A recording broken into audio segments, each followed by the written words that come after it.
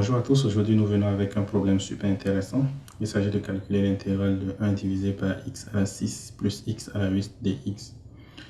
Donc il s'agit ici d'une intégrale de fraction de polynôme. Donc la méthode classique qu'on utilise pour résoudre cela est appelée les fractions partielles. Donc je vais commencer d'abord par montrer cette méthode. Pour ceux qui ne la connaissent pas encore, puisqu'il s'agit d'une méthode super pratique qui permet de résoudre beaucoup de problèmes. Mais ensuite, je vais montrer la seconde méthode qui est plus une méthode astucieuse qui permet d'aller très rapidement dans la résolution de ce type de problème. On va commencer par les fractions partielles.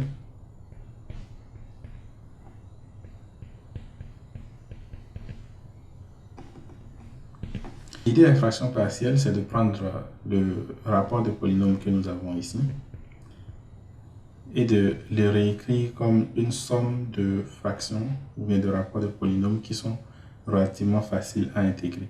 Donc en général, on veut avoir des polynômes qui sont sous la forme de a divisé par x moins l par exemple, ou des polynômes qui sont sous la forme de a divisé par x moins l au carré, ou des polynômes qui sont sous la forme de, par exemple, quelque chose comme ça.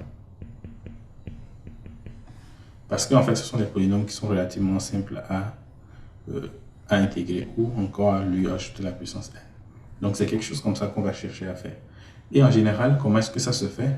Donc, la première étape, c'est de factoriser le dénominateur. Donc, je vais factoriser le dénominateur ici. Comme vous pouvez le constater, on peut avoir cela sous la forme de x à la puissance 6, facteur de x à la 2 plus 1.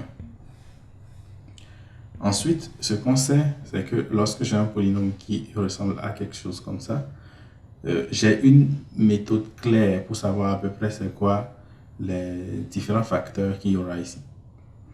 Donc, si par exemple, j'ai 1 divisé par x plus b facteur de x plus a, je sais clairement que j'aurai un truc qui va ressembler à quelque chose comme ça. Alpha divisé par x plus b plus bêta divisé par x plus a. Puis ensuite, ce que je ferai, c'est juste de rendre au même dénominateur et de déterminer donc les valeurs de alpha et de bêta. Donc, si j'ai plutôt une puissance n comme ça ici, bon, prenons la puissance 2. Si j'ai plutôt une puissance 2 ici comme ça, je saurai par exemple que je sais exactement les valeurs que je peux avoir. C'est alpha divisé par x plus b plus bêta divisé par x plus a, mais également plus gamma divisé par x plus a à la puissance 2. Donc, c'est quelque chose comme ça qu'il faudrait que je fasse ici. Mais si jamais j'avais un polynôme de second degré, par exemple, au dénominateur, je sais que j'aurai un polynôme de degré 1 au numérateur. Donc, dans notre problème, par exemple, je sais que je peux réécrire cela sous la forme de a1 divisé par x plus a2 divisé par x au carré plus a3 divisé par x à la 3 plus a4 divisé par x à la 4 plus a5 divisé par x à la 5 plus a6 divisé par x à la 6. Je m'arrête à 6 parce que j'ai une puissance 6 ici. Puis ensuite, étant donné que x au carré plus 1 est un polynôme de second degré, donc je vais ajouter en fait un polynôme de second degré qui a au numérateur un polynôme de premier degré. Donc, je vais écrire quelque chose du genre bx plus c divisé par x au carré plus 1. Donc, l'idée maintenant, c'est simplement de rendre ceci au même dénominateur et donc de déterminer les valeurs de A1, A2, A3, A4, A5, A6 et de B et C. Donc, ce qu'on va faire ici, bien évidemment, il s'agira alors de rendre au même dénominateur. Pour le faire, ici, je sais que le facteur commun, c'est x à la 6 multiplié par x au carré plus 1. Donc, au numérateur, ici, je peux écrire A1, x à la 5, plus A2, x à la 4, plus A3, x à la 3, plus A4, x à la 2, plus A5, x, plus A6. Tout ceci, je le multiplie par x au carré plus 1. Et ensuite, bx plus c sera multiplié par x à la 6. Donc, je divise ensuite par x à la 6 facteur de x au carré plus 1. Donc, si je développe cela, ça va me donner quoi? Bon, je n'ai pas réellement besoin de développer parce qu'en réalité, ce qui m'intéresse, c'est juste connaître les valeurs de A, ainsi de suite, et de B et de C. Donc, étant donné que je sais que le numérateur qui est ici, en fait, est égal à 1, puisque c'est le numérateur de l'autre rapport que nous avons ici, étant donné qu'ils ont exactement le même dénominateur. Donc, je sais que ceci, quand je vais le développer, ça va me donner 1. Donc, bien sûr, lorsque je développe le numérateur ici, je trouve un polynôme de degré 7 probablement. Et ce polynôme-là, en fait, est égal à 1. Donc, ça veut dire que tous les coefficients du polynôme seront égaux à 0, sauf le dernier qui sera égal à 1. Donc, ici, c'est à moi juste de déterminer les coefficients. Donc, ici, qu'est-ce qu'on aura comme coefficient 7, si je fais A1 x à la 5 multiplié par x au carré, cela me donne A1 x à la 7. Donc, je sais que A1 plus, de l'autre côté, si je fais x à la 6 multiplié par bx, ça me donne aussi x à la 7. Donc, je sais que A1 plus B, c'est ça qui sera le coefficient de x à la 7. Et ceci sera égal à 0, bien évidemment, parce que l'autre polynôme est égal à 1. Je fais la même chose pour x à la 6. Donc, cela sera égal à A2 plus C, qui est égal à 0. Donc, ici, juste pour me rappeler du degré que j'ai utilisé, sinon l'exposant. Ensuite, pour 5, j'aurai quoi? A3 plus, de l'autre côté, il n'y a plus de polynôme. Donc, A5, en fait, va apparaître à partir de A1 ici multiplié par 1 qui est là. Donc, A1 est égal à 0. Pour le degré 4, j'aurai A2 multiplié par x au carré et ensuite A4 sera égal à 0. Ensuite, pour le degré 3, j'aurai A5 multiplié par x au carré plus A5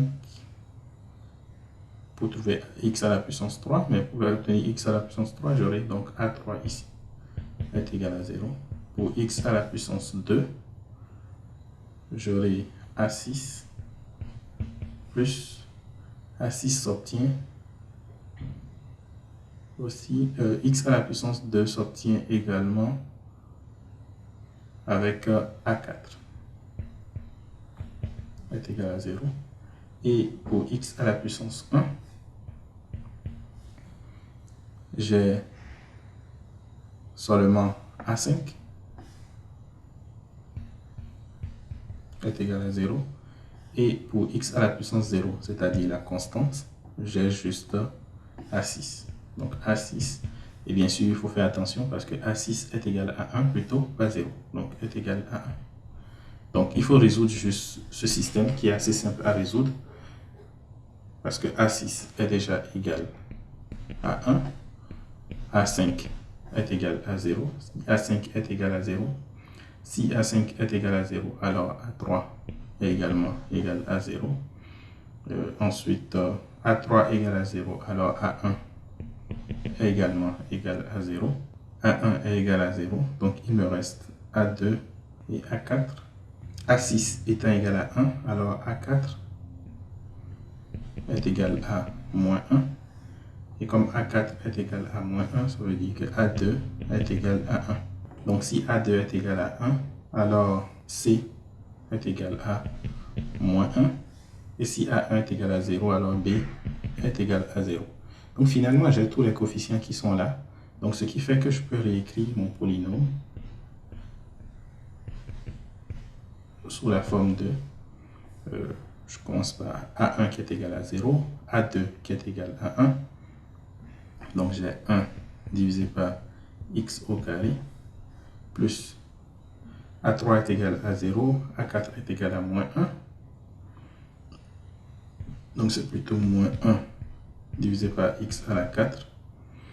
Ensuite, A5 est égal à 0, A6 est égal à 1, donc plus 1 divisé par x à la puissance 6, plus B est égal à 0, et C qui est égal à moins 1, donc moins 1 divisé par x au carré plus 1.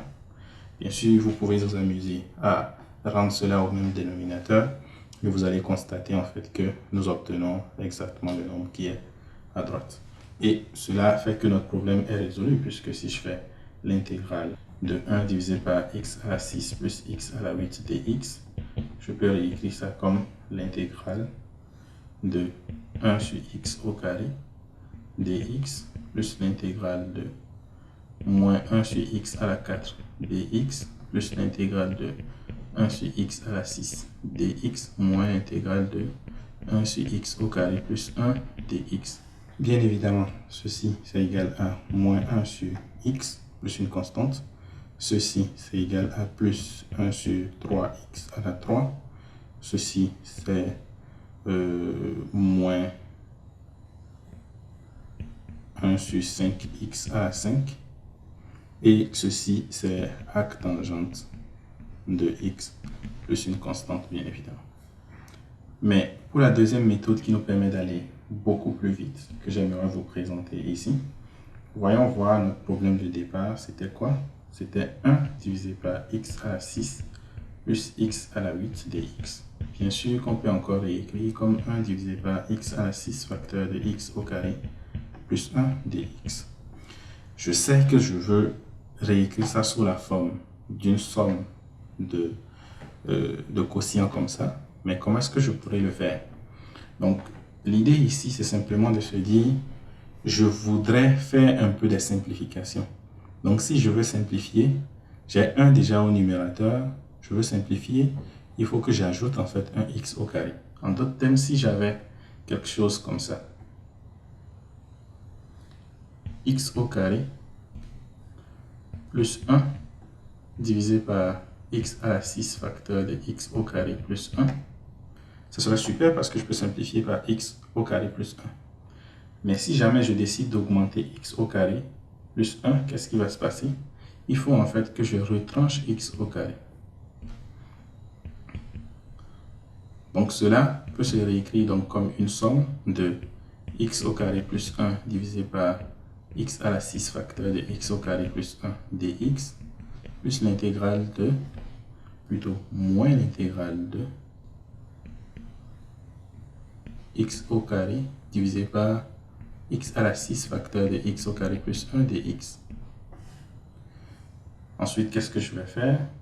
Je vais simplifier x au carré et simplifier ici aussi. X au carré, le coefficient ici va devenir donc 4. Ce qui fait que finalement, je me retrouve avec le résultat 1 divisé par x à la 6 dx moins l'intégrale de 1 divisé par x à la 4 facteur de x au carré plus 1 dx. Super, parce que j'obtiens déjà une première partie de notre problème que nous avions ici. Mais également aussi, c'est que le reste qui est ici ressemble beaucoup à ce que nous avions avant. Donc, qu'est-ce qu'on va faire? On ferait exactement la même chose. Donc, ceci, c'est 1 divisé par x à la 6 dx moins l'intégrale de, j'augmente x au carré, donc plus 1 moins x au carré, et je divise ceci par x à la 4 facteur de x au carré plus 1 dx. Je sépare ceci en deux, donc j'aurai l'intégrale de 1 sur x à la 6 dx moins l'intégrale de, si je prends x au carré plus 1 divisé par x au carré plus 1, j'aurai bien sûr 1 sur x à la 4 dx. Et ensuite, ce moins vont donner un plus. Donc l'intégrale de x au carré divisé par x à la 4 facteur de x au carré plus 1 dx, que je peux encore simplifier. Donc j'aurai un 2 ici. Ah, vous commencez à voir ce qui apparaît. Donc finalement, j'aurai 1 sur x à la 6 dx moins 1 sur x à la 4 dx plus 1 sur x au carré facteur de x au carré plus 1 dx. Je fais exactement la même chose, c'est-à-dire j'ajoute x au carré et je retranche x au carré. Je me retrouve donc avec l'intégrale de 1 sur x à la 6 dx moins l'intégrale de 1 sur x à la 4 dx plus x au carré plus 1 divisé par x au carré plus 1. J'aurai donc 1 sur x au carré dx, et il va me rester moins l'intégrale de 1 sur x au carré plus 1 dx. Et ceci, on vient juste de donner le résultat. Ceci, c'est arc tangente de x. Ceci, c'est moins 1 sur x. Ceci, c'est moins 1 sur 3x à la 3. Et ceci, c'est 1 sur... Non, pardon, plus ici, moins 1 sur 5x à la 5. Ce qui nous permet donc d'obtenir le résultat que nous avions tout à l'heure. Je vous remercie pour votre aimable attention et votre fidélité à ma chaîne. Si vous avez aimé la vidéo, n'hésitez pas à me lâcher un pouce bleu et à vous abonner pour ne pas manquer mes prochaines astuces de mathématiques.